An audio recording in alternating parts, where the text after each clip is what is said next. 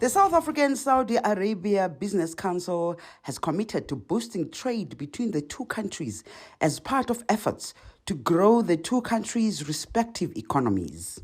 This includes the renewal of a deal by Saudi Arabia to import meat from South Africa. Saudi Arabia has a $2 billion meat market, and lifting the ban is part of its efforts to forge stronger trade and investment ties. According to the Business Council, the lifting of the ban came about as a result of a state visit to Saudi Arabia by South Africa's President Cyril Ramaphosa and Trade and Industry Minister Ibrahim Patel. Karan Beef, one of South Africa's biggest meat producers, is excited about this development. South Africa's got phenomenally high quality products, and we feel that increasing the exports specifically to the kingdom will help South Africa. It'll help us employ more people, and it's good for the country all round. South Africa was banned 20 years ago in the kingdom. The initial ban was because of an animal disease issue, foot and mouth, in the early 2000s, and years went by.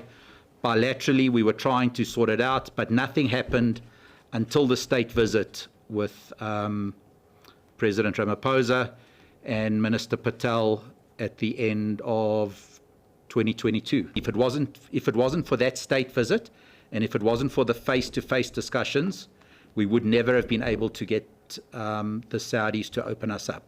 The ongoing engagements between South Africa and Saudi Arabia have since resulted in local businesses finding a foothold in the vast Saudi Arabia market. Currently, Saudi Arabia is the largest investor in South Africa's local renewable energy sector.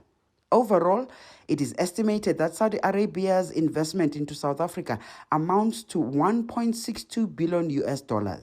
The Saudi Arabian delegation says the country now seeks to boost investment in sectors beyond South Africa's renewable energy industry. We're open for any new